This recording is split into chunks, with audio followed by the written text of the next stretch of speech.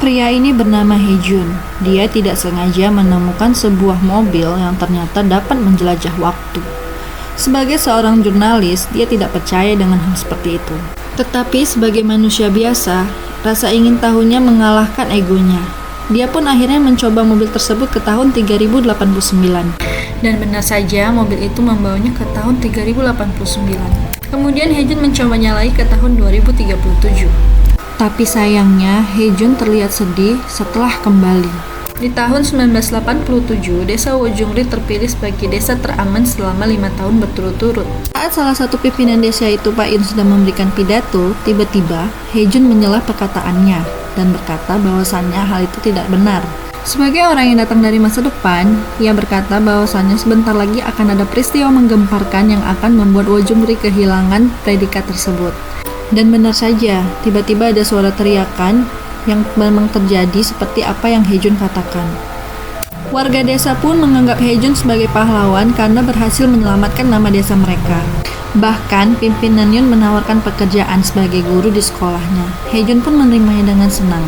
Entah apa misi yang ingin dijalankannya, tapi sepertinya rencananya berhasil. Kembali di tahun 2021, Hejun bertemu dengan seorang pria bernama Ko Min Soo. Dia menceritakan impiannya untuk dapat pensiun muda di tahun 2037, tapi sayangnya ia tidak dapat mewujudkan keinginannya tersebut karena ia mendapati dirinya akan mati di tahun itu. Ia dibunuh oleh seorang pembunuh berantai di tahun 1987. Hejun menemukan ciri khas dari pelaku tahun 87 itu di TKP pembunuhannya. Tapi anehnya, Ko Min Soo yang justru sudah dipenjara atas tuduhan pembunuhan itu malah sudah meninggal duluan sebelum Hejun mati. Jadi, bukan Ko Min Soo pelaku sebenarnya. Untuk mencegah pembunuhannya, Hejun berencana kembali ke tahun 1987 untuk menangkap sendiri pelaku aslinya. Di sisi lain, wanita ini adalah Baek Yeon Young. Dia adalah editor handal dari seorang novelis terkenal.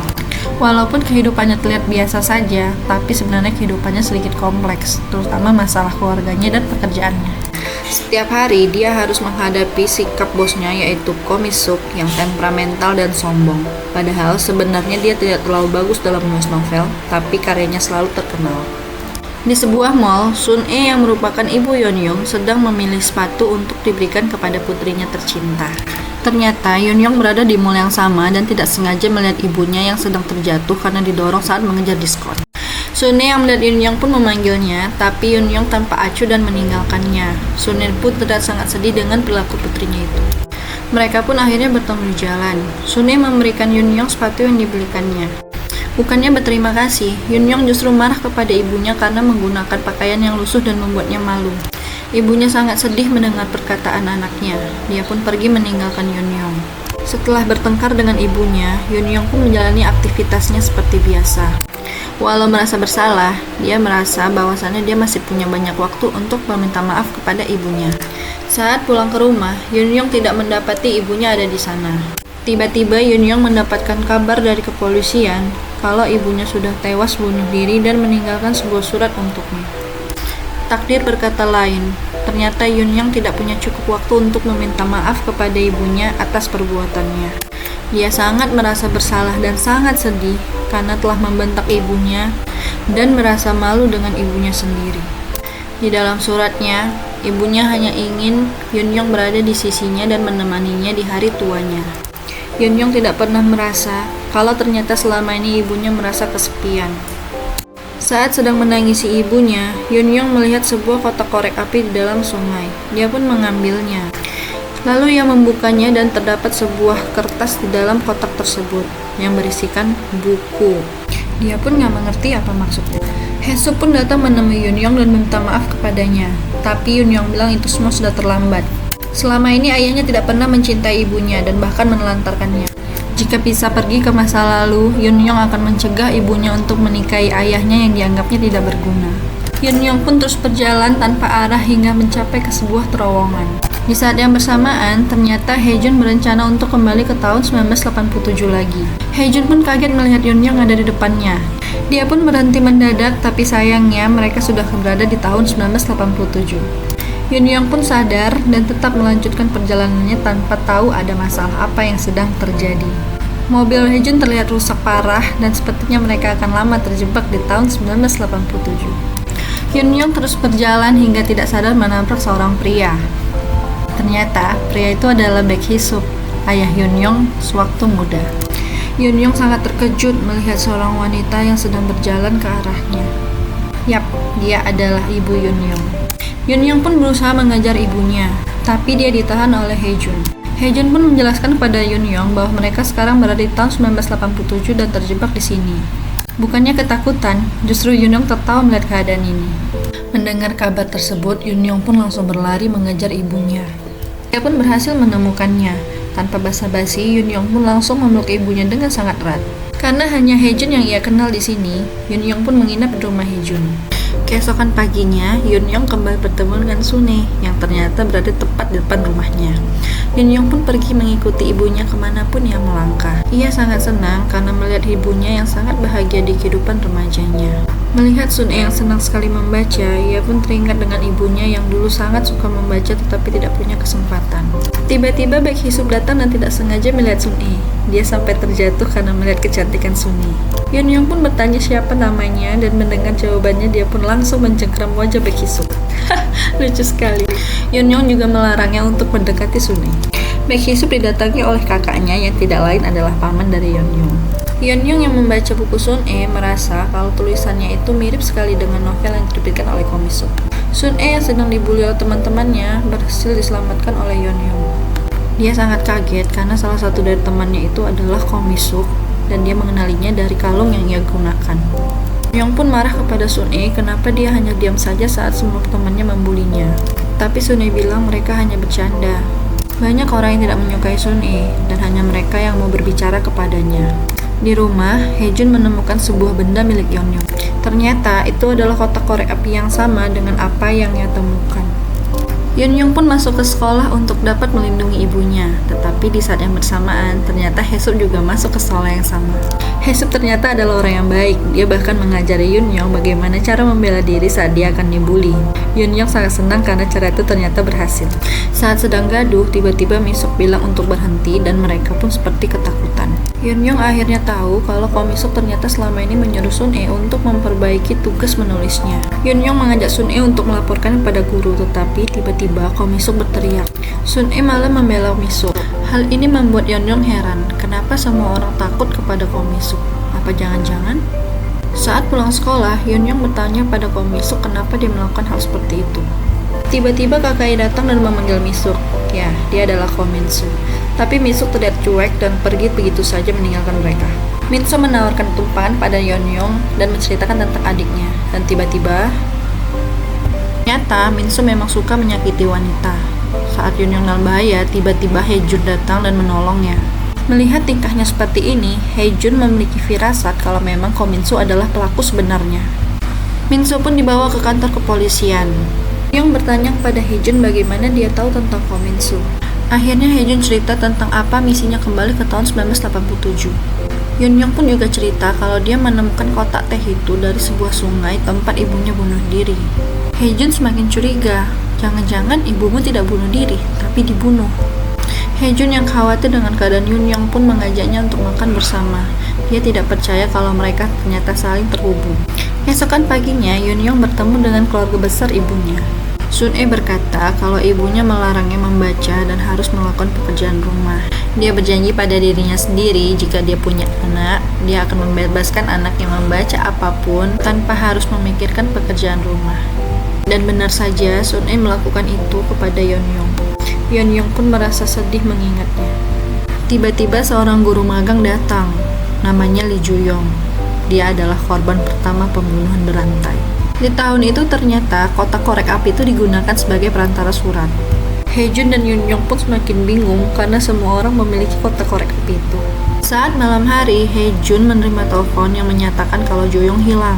Hyun-young membaca naskah novel Komisuk yang dibawa olehnya. Lalu dia pergi menemui Hae-jun dan mengatakan kalau ternyata Jo-young adalah salah satu karakter di novel Komisuk dan dia tahu di mana keberadaan Jo-young. Dan benar saja, mereka menemukan Jo-young di bawah jembatan sungai. Hae-jun melihat ada seorang pria yang melihat mereka di balik pohon. Tanpa basa-basi, Hae-jun pun langsung mengejarnya. Tapi sayangnya, Hae-jun kehilangan jejak pria itu. Haejun pun menawari Juyong untuk tinggal di rumahnya agar aman, tapi Juyong malah pergi dan meninggalkan mereka. Yunyong menceritakan kepada Haejun tentang novel Komisuk. Dia sangat yakin kalau Misuk adalah pelakunya. Tapi Haejun bilang itu semua belum pasti. Mereka harus mencari tahu lagi lebih dalam tentang Komisuk. Bisa saja itu menjadi hal yang dilihat Komisuk, bukan yang dilakukannya. Bijak sekali Opa Haejun. Jika Komisuk di penjara, berarti hanya tinggal 2 orang yang harus dicurigai, yaitu Sungryop dan Baek Hee-suk. Haejun dan Yunyong pun akhirnya membuat rencana. Mereka akan mengawasi Juyong agar dapat mencegah pembunuhan itu terjadi. Sebelum tewas, Juyong dikabarkan bertemu dengan seorang pria bertopi biru. Pria yang dikejar Haejun juga bertopi biru. Haejun yakin itu adalah orang yang sama. Haejun pun menggantikan Juyong untuk menemui pria itu. Benar saja, pria bertopi biru datang ke kafe tersebut dan ternyata pria itu adalah Baek Hee-suk. Ternyata Baek Hee-suk datang ke kafe itu untuk bertemu dengan temannya yaitu Sungryop. Dia meminta Sungryop untuk mengembalikan cincin milik Juyong yang telah dicurinya. Selain itu, mereka mendapat informasi kalau Juyong adalah salah satu demonstran yang sedang dikejar oleh polisi. Haejun pun mengikuti Sungryop kemana ia pergi. Ternyata ia pergi ke penginapan Juyong. Tapi di saat bersamaan, ternyata Hee-suk juga datang ke situ. Ya Allah, siapa sih sebenarnya? Jangankan Haejun, awak pun pening mikirinnya. Haejun pun kembali ke rumah setelah memastikan Juyong dalam keadaan selamat. Tetapi dia tidak berani cerita kepada Yunyong karena ada Hee-suk yang terlibat di dalamnya. Yunyong diajak Sun-e tidur di rumahnya. Dia pun bercerita kalau sepertinya dia jatuh cinta kepada Baek Hee-suk yang ternyata baik hati.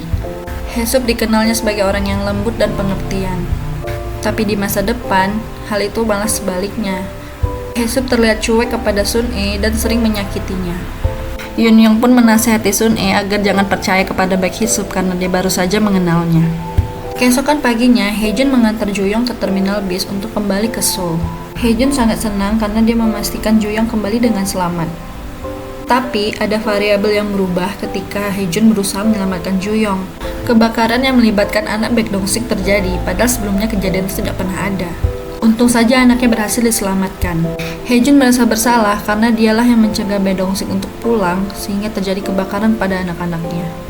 Oh iya, Baek Dong-sik sendiri adalah detektif yang menangani kasus pembunuhan berantai di tahun 87. Saat pulang ke rumah, Haejun menyuruh Yunyong untuk tidak memikirkan lagi misi mereka. Haejun khawatir hal buruk akan terjadi jika mereka tetap berusaha untuk merubah takdir yang ada. Tapi Yunyong tetap bersikeras untuk mencari pelaku pembunuhan itu agar masa depannya berubah walau tanpa bantuan Haejun. Yunyong bertanya kepada Komisuk tentang satu tempat yang ada dalam novel. Dan benar saja Komisuk tahu tempat itu di mana berada. Yunyong pun langsung pergi ke tempat itu dan dia melihat seorang pria bertopi biru sedang berada di sana. Dia pun memberanikan diri untuk menemuinya dan ternyata itu adalah Baek Hee-suk yang merupakan pamannya. Muncul lagi deh kandidat pelaku baru. Haejun menunggu Yunyong pulang ke rumah. Dia pun meminta maaf atas perkataannya tadi. Dia cerita kepada Haejun kalau dia bertemu dengan pria bertopi biru yang merupakan pamannya. Baek Hee-suk, bukan Baek Hee-suk? Tanya Haejun kebingungan.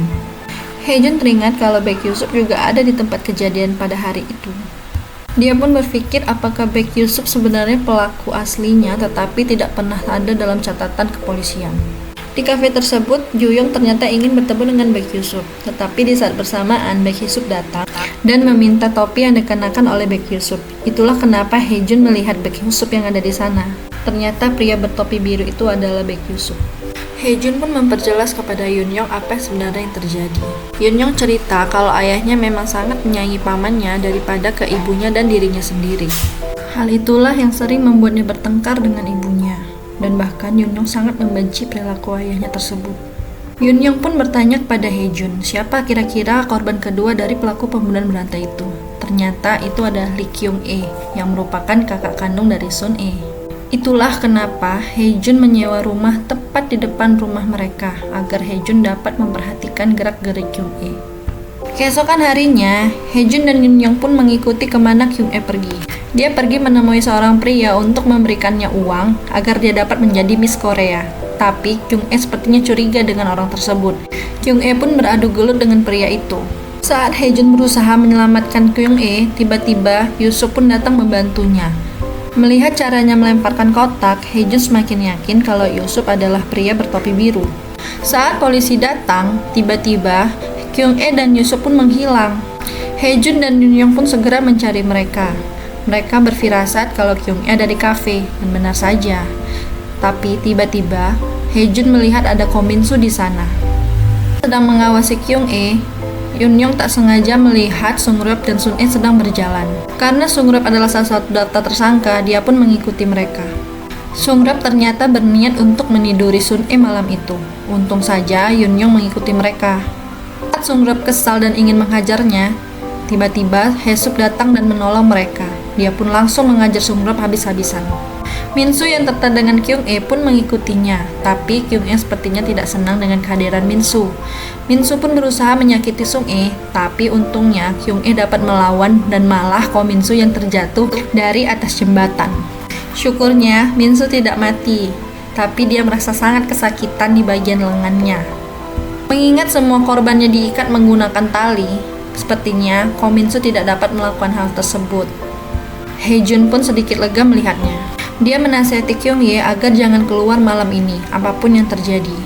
Hejun pun terus memperhatikan gerak-gerik Kyung-e, tapi tiba-tiba Hejun mendapatkan sebuah telepon dari seseorang, yang ternyata adalah Sung-ryop. Dia memberitahu pada Hejun kalau dia melihat Ju-young sudah tewas. Dan Hejun pun bertanya-tanya, loh kok bisa? Hejun dan Yun-young pun langsung berlari melihat TKP. Dan ternyata benar, Ju-young sudah tewas persis dengan apa yang terjadi seharusnya. Bahkan kotak korek api pun ada di sana. Dia bertanya apa sebenarnya yang terjadi, tapi Sung-ryop bilang dia tidak tahu. Tiba-tiba polisi datang, padahal mereka belum memberitahunya. Tapi kenapa lewat aja? Kemana polisi itu pergi?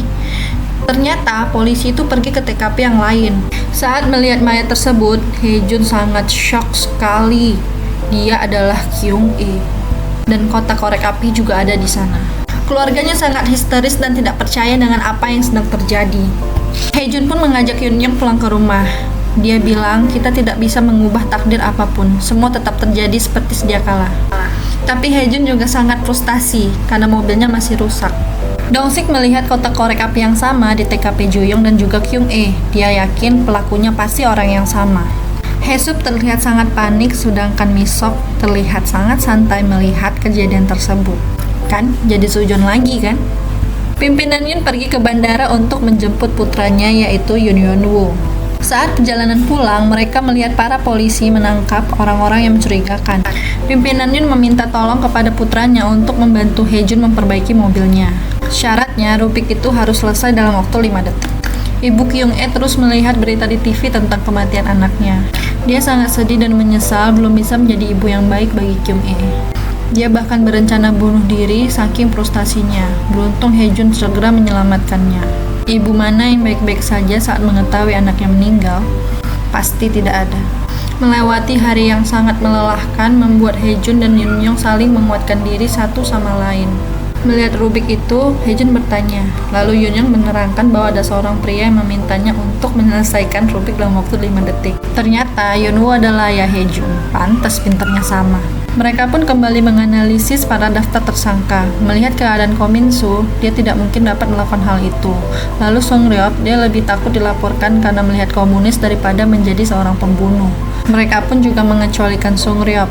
Dan ternyata tinggal satu daftar tersangka yang tersisa, yaitu Baek Hee-sup. Hejun dan Yun-young pun pergi ke rumah Baek Hee-sup. Mereka mau ngobrak-abrik rumah Baek Hee-sup mencari bukti barangkali masih ada yang tersisa. Lalu, tak sengaja Hejun menemukan sebuah baju yang berlumuran darah. Dia pun bertanya, baju apa ini? Seperti ketakutan, Hee-sup segera mengambil bajunya dan bilang itu adalah miliknya, dan itu bukan menjadi urusan kalian. Tiba-tiba Yun-young teringat dengan ayahnya dan tidak menyangka kalau ayahnya adalah seorang pembunuh. Dong-sik yang tiba-tiba pulang pun langsung memborgol Baek Hee-sup karena melihat bukti yang ada di tangannya. For your information, Dong-sik ini adalah paman Baek Hee-sup, guys. Dong-sik pun memastikan kepada Baek Hee-sup, ini milik siapa? Tapi Hee-sup tetap bersikeras kalau itu adalah miliknya. Dia semakin yakin dengan kecurigaannya karena pernah melihat Hesup sibuk mengeluarkan semua korek api dari kotaknya. Mendengar Hesup ditangkap oleh polisi membuat keluarga Sun sangat marah kepadanya. Tapi Sun cerita kalau malam itu Hesup sedang bersama dirinya.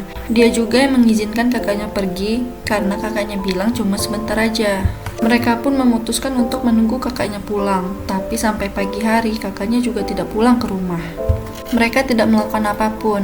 Sun hanya membantu Hesup mengobati lukanya karena bertengkar dengan Sungrep tadi. Mendengar fakta itu, ayah Sun semakin marah. Apa kata orang, di malam hari kau justru bergadang dengan seorang pria, dan kakakmu tewas karena keluyuran juga di malam hari. Sudah, biar ini menjadi rahasia kita. Tidak boleh ada satu orang pun yang tahu tentang kejadian ini. Di kantor polisi, Hesup diinterogasi, tapi dia tetap memilih bungkam. Tiba-tiba satu detektif datang dan bilang dia menemukan sebuah kalung di TKP Kyung-e. Dong-sik yang mengenali kalung itu pun langsung menemui Hesup dan mencocokkan kalungnya dengan kalung Hesup. Dia bertanya, ini punya kakakmu kan? Punya Yusup kan? Tapi Hesup bilang itu semua adalah miliknya. Yunyong bertanya kepada Hejun apa yang terjadi dengan bukti tersebut. Hejun bilang bukti tersebut akan dibawa ke forensik untuk mengetahui siapa pemilik darah di baju itu. Tapi sayangnya bukti itu terkontaminasi dengan kopi sehingga tidak valid dan tidak diketahui siapa pemilik darah sebenarnya sampai sekarang. Karena itu Hejun pun berusaha untuk memperbaiki keadaan. Dia menemui petugas yang akan membawa bukti tersebut dan meminta petugas itu untuk memasukkan bukti itu ke dalam plastik agar tidak terkontaminasi saat di perjalanan. Bukti tersebut sangat penting bagi kehidupan Hesup. Hejun pun mencari tahu di mana keberadaan Yusup. Dan teman-temannya bilang dia adalah demonstran yang paling dicari polisi saat ini. Dia pasti bersembunyi. Hasil darah pun keluar. Hasilnya tidak cocok dengan Juyong, Kyung-e, maupun Hesup sendiri. Jadi itu darah siapa? Bukti itu cukup untuk membebaskan Hesup dari segala tuduhan. Tapi tiba-tiba, polisi dari Seoul datang dan ingin membawa Hesup terkait dengan Yusup yang sekarang sedang menjadi buronan polisi di Seoul. Dalam perjalanan, mata Hesup ditutup agar dia tidak tahu dibawa kemana. Beruntung Hejun dan Yunyong mengetahui hal itu, tapi sayangnya mereka kehilangan jejaknya. Yunyong pun berusaha mengingat apa saja hal yang dapat membebaskan Hesup. Dia ingat waktu dia berantem dengan pamannya itu mengajak Hesup untuk naik ke atas atap untuk bersembunyi dari Yunyong. Yunyong pun segera mencari tempat itu, dan benar saja, dia menemukan Yusup di sana dalam keadaan terluka. Yusup heran, loh, kok tahu tempat ini? Tapi Yunyong bilang itu semua nggak penting. Sekarang yang terpenting bagaimana caranya mengeluarkan Hesup dari penjara. Akhirnya Yusup pun cerita kalau sewaktu kecil mereka ditinggal oleh ayah dan ibunya. Tepat di depan mereka, ayah ibunya ditembak oleh tentara Jepang. Semenjak kejadian itu, mereka pun berjanji akan menjaga satu sama lain.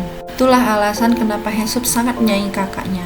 Termasuk kejadian ini, Hesup berjanji kepada Yusup akan melindunginya dari apapun, termasuk mengorbankan nyawa. Di sisi lain, Hejun melihat keanehan. Mobil yang membawa Hesup tadi terus berkeliling tapi tidak ada Hesup di sana. Ternyata Hesup dipukuli oleh polisi tersebut dan menanyakan di mana keberadaan Yusup.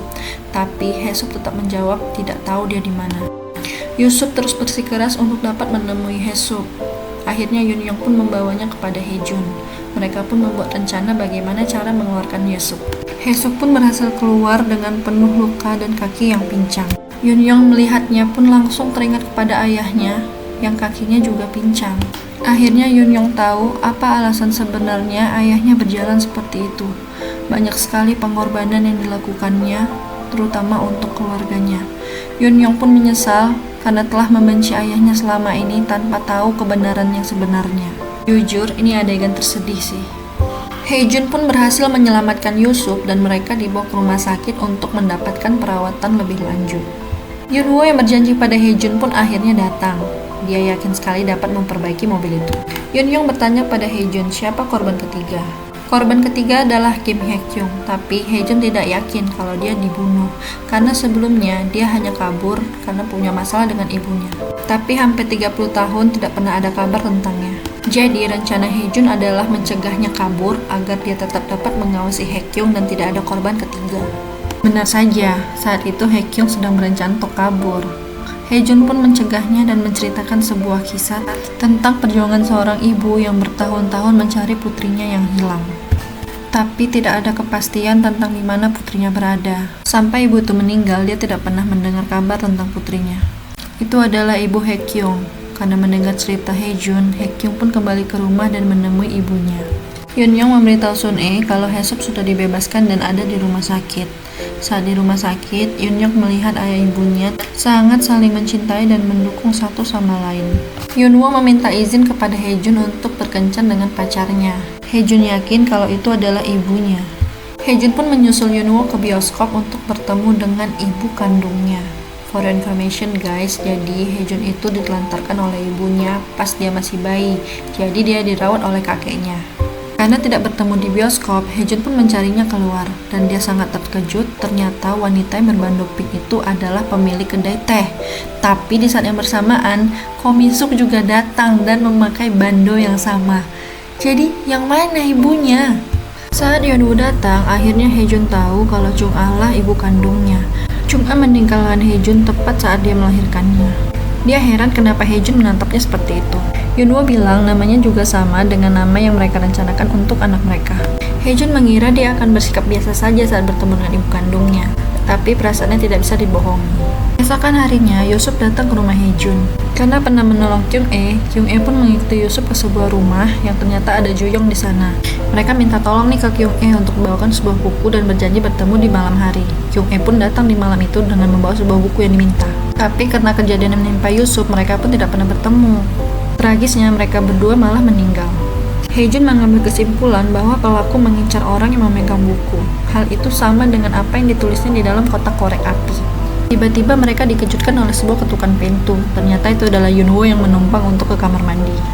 Haejun pun langsung menutup pintu dan mengemasi semua peralatan mereka. Setelah aman, baru mereka menyuruh Yeon-woo masuk rumah. Sun-e teringat dengan keinginan kakaknya yang ingin melihatnya sebagai penulis novel. Tapi tiba-tiba, buku tulisannya hilang entah kemana. Di sekolah semua orang heboh dengan penerbitan novel Ko Mi-suk. Kabar ini tentu mengguncang Woo Jung-ri. Ternyata isi novel itu adalah tulisan Sun-e yang hilang. Ko Mi-suk tidak sangat membanggakan dirinya depan ibunya saat wawancara di sekolah. Sun-e pun datang dan meminta izin untuk berbicara dengan Ko Mi-suk. Sun-e pun bertanya kepada Ko Mi-suk kenapa dia tega melakukannya. Tapi Mi-suk bilang, apa kau punya bukti kalau aku mencuri tulisanmu? Kalaupun kau mengadukannya, tidak akan ada orang yang percaya padamu. Aishibal. Tapi Yeon-yong menyuruh Sun-e untuk dapat mempertahankan apa yang menjadi miliknya. Tapi Sun-e bilang, udahlah percuma aja, gak ada yang mendukung aku termasuk orang tuaku. Membawa Sun-e ke rumah sakit untuk menemui Haesop. Di sana, Haesop mengatakan pada Sun-e kalau dia tetap harus mempertahankan apa yang menjadi miliknya walaupun nyawa taruhannya. Sun-e pun terkejut saat ibunya memberikan dukungan padanya. Dia bilang kalau dia tidak mau lagi mengecewakan anaknya seperti kakaknya. Ternyata ayahnya juga mendukung Sun-e. Dia sangat senang. Diantar oleh ayahnya, mereka pun memutuskan untuk pergi ke Seoul untuk mengajukan banding ke kantor penerbitan novel tersebut. Ternyata Mi-suk dan ibunya juga ada di sana. Walau sedikit ragu, tapi Yeon-yong meyakinkan Sun-e untuk mempertahankan apa yang seharusnya menjadi miliknya. Saat Mi-suk terus menyudutkan Sun-e pun mengeluarkan seluruh draft dan bahkan kelanjutan dari novel tersebut. Itulah bukti bahwa dia memang penulis aslinya. Sun-e pun tidak ragu ditanya apapun tentang masalah novel tersebut karena memang dia yang menulisnya. Beruntung, kepala penerbit mau mendengarkan Sun-e dan mau membaca ulang seluruh draftnya. Ibu Mi-suk bilang, apa bapak percaya dengan omongan mereka? Aku justru harus membacanya agar tahu siapa yang benar di antara mereka berdua. Ibu Mi-suk pergi karena ia takut kebenaran akan terungkap dan mempermalukan dirinya sendiri. Akhirnya kepala penerbit percaya kalau Sun-e adalah penulis sebenarnya. Dia pun berencana menarik semua buku yang telah diterbitkan dan menggantikan nama Sun-e di depannya. Sun-e menitipkan nama-nama keluarganya agar diterbitkan di halaman depan novelnya nanti. Yeon-yong sangat senang karena dapat mewujudkan impiannya di masa lalu. Saat pulang ke rumah, ternyata Haejun sudah menunggu Yeon-yong depan rumahnya.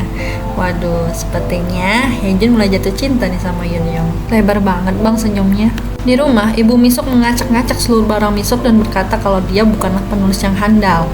Dia bahkan mempermalukan ibunya dan merasa dia memang tidak berguna. Kasian juga sih Ko Mi-suk. Tiba-tiba Ko Mi-suk datang ke kantor polisi. Dan mengejutkannya, dia membuat pengakuan kalau ternyata pembunuh berantai itu adalah Ko Min-soo, kakaknya sendiri. Polisi pun langsung mengejar Ko Min-soo. Dia ditangkap saat mabuk. Rumahnya pun digeledah dan ditemukan bukti-bukti terkait pembunuhan itu. Ibunya pun terlihat sangat shock. Ia tidak menyangka anaknya melakukan hal itu. Dan Ko Min-soo pun terlihat sangat senang. Aneh banget kan? Masa dia senang kakaknya di penjara? Ko Min-soo pun dibawa ke kantor polisi untuk dimintai keterangan, tapi kondisinya terlalu mabuk. Sementara itu, Yeon-woo bertanya kepada Haejun tentang kotak korek api yang tidak sengaja ditemukannya di rumah Haejun. Haejun pun bingung mau mulai dari mana. Tapi intinya, Hee-jun bilang kalau dia tidak terlibat dengan pembunuhan itu, dan Yoon-woo pun akhirnya percaya padanya. Di sekolah, semua orang membicarakan tentang Ko Min-soo yang ditangkap oleh polisi. Tapi Hye-kyung terlihat sangat stres dengan kejadian itu. Dia seperti tahu sesuatu dan menyatakan kalau itu tidak benar. Akhirnya dia cerita ke Hee-jun kalau malam itu dia bertemu dengan Ko Min-soo yang sedang terluka di bawah jembatan. Ko Min-soo pun meminta bantuannya untuk menghubungi Min-suk. Akhirnya ia menghubungi Min-suk dan Min-suk pun datang ke tempat itu. Saat akan menemui Min-soo, tidak sengaja mereka sedang melihat Ju-yong sedang dihajar oleh seorang pria. Tapi hanya Min-suk yang melihat wajah pria itu. Dan memang benar bahwa dia memang satu-satunya saksi. Bukannya malah lapor polisi, Min-suk bilang dia punya rencana. Dia pun bercerita pada Hye-kyung kalau selama ini dia dipukuli oleh Min-soo. Dia sangat dendam padanya dan ingin sekali melihatnya di penjara. Karena iba, Hye-kyung pun bersedia membantunya. Tiba-tiba Hye-jun ditelepon oleh Sung-ryok. Sung-ryok bilang kalau tadi siang dia bertemu dengan Sun-e di atas bukit yang sedang ziarah di makam kakaknya. Sementara Sung-ryok ingin mengembalikan cincin milik Lee Ju-yong. Tapi saat pulang, Sung-ryok tidak melihat Sun-e ada di sana. Dia bahkan menelpon keluarganya dan bilang kalau Sun-e belum pulang ke rumah. Saja Sun-e diculik oleh pembunuh itu. Yoon-yong pun langsung bergegas menemui Hae-suk dan minta bantuan pada polisi. Sementara Hye-jun pergi ke atas bukit untuk bertemu dengan Sung-ryok. Saat si pembunuh ini sedang melancarkan aksinya, tiba-tiba Sung-ryok datang. Saat melihat Sun-e, Sung-ryok pun langsung memukul pembunuh itu dan berusaha untuk menyelamatkan Sun-e dan keluar dari tempat itu. Tapi pembunuh itu memukul Sung-ryok dengan sebuah batu. Perkelahian pun tidak dapat dihindarkan. Sung-ryok menyuruh Sun-e untuk tetap pergi tanpa harus mengkhawatirkan dirinya. Sayangnya, Sung-ryok kalah dan tewas, tapi pelaku itu terus mengejar Sun-e ke tengah hutan. Saat hampir menangkapnya, tiba-tiba dia berbelok. Ternyata dia melihat Hye-jun ada di sana. Hye-jun pun melihat pelaku itu kabur. Saat melihat bala bantuan datang, Hye-jun pun langsung berlari mengejarnya. Melihat kondisi Sun-e, para polisi pun heran. Ternyata bukan Ko Min-soo pelakunya. Hye-jun pun terus berlari ke tengah hutan untuk mengejar pelaku tersebut. Tapi langkah Hye-jun terhenti saat dia melihat Sung-ryok sedang terkapar dan segera mengecek keadaannya. Sayangnya Sung-ryok sudah tewas. Tiba-tiba Dong-sik datang dan melihat keadaan Sung-ryok dan tangan Hye-jun yang berlumuran darah. Dia pun langsung berpikir kalau Hye-jun yang telah membunuhnya. Saat sedang menggeledah Hye-jun, sialnya dia menemukan kotak korek api di kantong Hye-jun. Tak apalah dibawa-bawa kotak korek api itu. Hye-jun pun langsung ditetapkan sebagai tersangka. Hye-jun melihat Yoon-yong ada di sana. Dia pun berbicara pada Yoon-yong agar memastikan Sun-e baik-baik saja. Di rumah sakit, ibu Sun-e tidak sengaja melihat sebuah kotak korek api di dalam kantong Sun-e. Polisi itu pun langsung menghubungi Dong-sik dan memastikan ini adalah pelaku yang sama. Dong-sik pun bilang, "Lelucon apa ini, Hye-jun?" Hye-jun bilang, "Kalau aku cerita, apa kau percaya?" Hye-jun pun akhirnya membawa Dong-sik dan pimpinannya ke rumahnya. Mereka sangat terkejut karena Hye-jun memiliki semua barang-barang di masa depan di rumahnya. Setelah mendengar cerita Hye-jun, mereka pun tidak percaya padanya. Ya kali mereka percaya. Tapi tiba-tiba Pak Yun melihat Hye-jun memakai sebuah jam tangan. Dia pun menyuruh Hye-jun untuk melepaskan jam tangan untuk memastikan sesuatu. Dan dia sangat kaget, ternyata jam tangan itu adalah jam tangan yang dia beli tadi pagi untuk cucunya kelak. Dia pun meminta Dong-sik untuk percaya pada Hye-jun sekali ini saja. Di rumah sakit, Sun-e terlihat mulai sadar dan itu membuat Baek Hee-suk dan Yoon-woo sangat senang. Saat diinterogasi polisi, Sun-e berkata kalau bukan Hye-jun pelakunya. Hye-jun malah menolongnya di saat itu. Mendengar kesaksian Sun-e, Yoon-yong pun langsung berlari ke rumah untuk menemui Hye-jun. Dia sangat senang karena Hye-jun dapat dibebaskan dari segala tuduhan. Saat sedang memeluk Hye-jun, dia tidak sadar kalau Pak Yun dan Dong-sik juga ada di rumah itu. Momen pun menjadi sangat awkward. Hye-jun akhirnya cerita ke Yoon-yong kalau dia sudah menjelaskan semuanya kepada Pak Yun dan Dong-sik. Dong-sik yang belum percaya 100% pada Hye-jun terus mengawasi Hye-jun, tapi dia malah terkaget-kaget karena Hye-jun dapat menebak seluruh masa depan yang akan terjadi di depan matanya. Mereka pun pergi ke pemakaman Bung Ryong. Saat pulang dari pemakaman, Hye-jun mampir ke rumah sakit untuk menemui Sun-e. Dia melihat banyak sekali buah tangan dari orang yang menjenguk Sun-e. Tapi tiba-tiba Hye-jun melihat sebuah kotak korek api di antara buah tangan itu. Dalam kotak korek api itu terdapat tulisan "Sampai ketemu lagi". Ternyata pelaku aslinya itu sangat dekat dengan mereka. Sun-e sudah dibolehkan pulang dan diantar oleh pihak kepolisian. Saat polisi itu pamit dari rumah, tiba-tiba Yoon-woo berkata, "Kenapa kalian tidak menjaga rumah Sun-e? Bukankah dia korban? Bagaimana kalau pembunuhnya datang lagi kemari?" Polisi itu pun mengaku belum mendapatkan perintah. Melihat sikap polisi yang seperti acuh tak acuh terhadap kasus Sun-e, Hye-jun pun memberikan saran agar bekerja sama dengan wartawan untuk dapat memblow up kasus ini supaya polisi tidak terlihat remeh dalam pengerjaan kasusnya. Tapi mereka menolak karena tidak mau orang tahu kalau korbannya itu adalah Sun-e. Di sisi lain, Sun-e justru bersedia dan tidak takut kalau orang lain mengetahui hal tersebut. Kenapa aku yang harus takut? Seharusnya pelakunya. Akhirnya wawancara pun dimulai. Karena wawancara itu, wartawan pun akhirnya menggali lebih dalam tentang kasus yang terjadi. Karena ramai dibicarakan, mereka pun mempertanyakan kinerja polisi. Akhirnya polisi pun berjanji akan menyelesaikan kasus ini secepatnya. Persis seperti apa yang mereka harapkan, akhirnya rumah Sun pun dijaga oleh pihak kepolisian. Hye-jun pun memberikan saran kepada wartawan untuk menjadikan kasus ini sebagai tajuk utama dan ditayangkan selama 2 jam penuh. Ternyata wartawan itu adalah senior Hye-jun di masa depan. Karena terus dicerca oleh wartawan, polisian pun akhirnya membebaskan Ko Mi-soo karena kurangnya bukti. Mi-soo pun langsung menemui Mi-soo dan ingin balas dendam atas fitnah yang diberikan padanya. Tapi Yoon-young melihat mereka pergi bersama dan meminta Mi-soo untuk pergi bersama dirinya sekarang. Seperti biasa, Mi-soo bukannya minta maaf tapi malah memarahi Yoon-young. Yoon-young bilang pada Mi-soo, "Kau harus berubah, jadilah orang yang lebih jujur kepada diri sendiri. Selama ini banyak sekali kebohongan yang sudah kau tutupi. Cobalah jujur pada dirimu sendiri," kata Yoon-young. Sementara itu, Hye-jun melihat Chung-ah sedang bersiap untuk pindah dari rumahnya.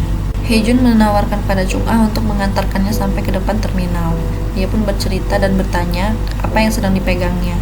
Kemudian Chung-ah bilang itu adalah sepasang sepatu bayi yang sangat menggemaskan. Hye-jun pun terheran-heran, kenapa orang yang sangat menginginkan anaknya justru meninggalkan anaknya sendiri ketika sudah lahir. Saat berita sedang viral, tiba-tiba semua orang dikejutkan dengan pengakuan Hye-jun yang bilang kalau dia ternyata mengenali pelaku aslinya. Dia pun menantang pelaku itu untuk menemuinya. Tentu semua orang terkejut dengan perkataan Hye-jun. Tapi ternyata ini semua adalah rencana Hye-jun dan juga Dong-sik. Mereka yakin pelaku aslinya akan muncul di malam ini karena dia sudah terusik dengan Hye-jun. Dan benar saja, saat Hye-jun menunggu seseorang itu, tiba-tiba ada orang yang datang ke rumahnya. Tapi ternyata itu adalah Chung-ah. Hye-jun pun kaget dan bertanya pada Chung-ah, "Kenapa kau ada di sini? Bukannya tadi kau sudah pergi?" Tiba-tiba Chung-ah mengeluarkan gulungan benang merah dan berkata kalau itu adalah miliknya. Kaget dong Hye-jun, karena benang itu digunakan pelaku untuk mengikat para korbannya. Chung-ah berkata kalau dia mengenali pelaku tersebut dan orang yang sangat dekat dengan dirinya. Tiba-tiba Hye-jun pun teringat dengan mobil miliknya. Dan benar saja, mobil itu sudah hilang, dibawa kabur oleh seseorang. Hye-jun pun langsung berlari dan berusaha menghentikan mobil tersebut. Tapi Hye-jun malah ditabrak oleh orang itu. Dan ternyata, orang itu adalah Yoon Yeon-woo. Ya, ayah Hye-jun sendiri. Plot twist banget, sumpah. Yeon-woo pun langsung menghajar Hye-jun habis-habisan. Dia merasa kesal dan sangat terusik dengan kehadiran Hye-jun. Saat Yoon-young pulang, dia tidak melihat Hye-jun ada di sana. Tiba-tiba Ko Mi-suk datang dan bilang kalau pelaku aslinya adalah Yoon Yeon-woo. Bagaimana? Apa kau bisa menangkapnya? Kaget dong si Yoon-young. Yoon-young pun langsung menemui Dong-sik dan memintanya untuk mencari Hye-jun. Sementara itu, Yoon-woo berusaha melukai Hye-jun dengan sebuah batu. Tapi untungnya, Dong-sik dan Yoon-young datang di saat yang tepat. Mereka pun langsung membawa Hye-jun ke rumah sakit dan menangkap Yoon-woo. Dong-sik pun langsung melakukan penggeledahan ke rumah Pak Yoon. Pak Yoon sangat terkejut dengan peristiwa itu. Tapi Dong-sik hanya dapat menemukan sebuah paspor. Tidak ada bukti lain yang dapat memberatkan Yoon-woo. Yoon-woo pun sangat yakin kalau dia akan dibebaskan. Jadi, Yoon-woo sebenarnya memalsukan kepulangannya dari ayahnya sendiri. Dia pulang lebih awal dari yang seharusnya. Kok kepikiran lah ya kan? Pak Yoon pun segera menemui Hye-jun dan merasa bersalah padanya. Malam harinya, Chung-ah menemui Pak Yoon. Dia memberikan sebuah surat dari Yeon-woo yang dituliskan khusus untuk Chung-ah. Dong-sik pun pergi menemui Hye-jun yang sudah sadar. Dia menceritakan kalau tidak menemukan bukti apapun di rumah Yeon-woo. Lalu Hye-jun tiba-tiba teringat dengan sebuah surat yang diberikan oleh ayahnya kepada dirinya. Ternyata selama ini Pak Yoon tahu tentang kejahatan anaknya. Hye-jun pun langsung pergi ke rumah Pak Yoon dan melihatnya sedang membakar beberapa kertas. Hye-jun pun segera menarik kertas itu yang ternyata adalah tulisan tangan Yeon-woo. Pak Yoon pun marah kepada Hye-jun. Tapi Hye-jun bilang kalau Yeon-woo memang harus membayar semua dosa-dosa yang telah dia lakukan. Kalau enggak, dia nggak akan pernah berubah. Karena sudah memiliki bukti, pihak kepolisian pun akhirnya menahan Yeon-woo.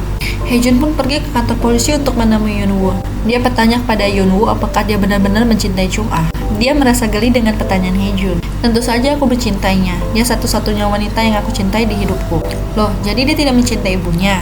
Jadi waktu kecil, Yeon-woo tuh sering sekali melihat ibunya membaca buku. Sepertinya dia sangat terobsesi dengan buku itu. Dia bahkan meninggalkan Yeon-woo dengan ayahnya. Sejak saat itu, Yeon-woo sangat membenci wanita yang membaca buku. Sampai akhirnya dia bertemu Chung-ah dan saling mencintai.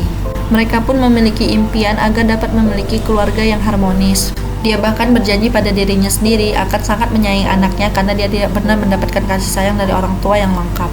Lalu Hye-jun berkata, "Selamat, kau telah melewatkan kesempatan itu. Membusuklah di penjara dan renungi kesalahanmu. Lalu Hejun mengeluarkan sebuah foto dan ternyata itu adalah foto mereka berdua.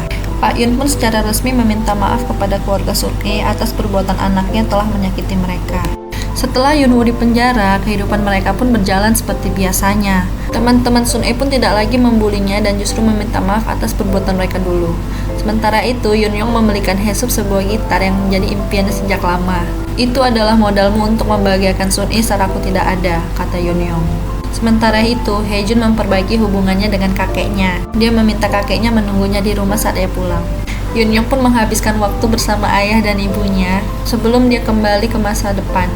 Dia pun teringat dengan kisah masa kecilnya yang begitu menyenangkan bersama dengan ayah dan ibunya. Sebelum pulang, Hae-jun berpamitan dengan Chung-ah. Dia berterima kasih karena Chung-ah sudah berani meninggalkan pria seperti Yun-woo. Karena misi mereka sudah selesai, mereka pun bergegas untuk kembali ke masa depan.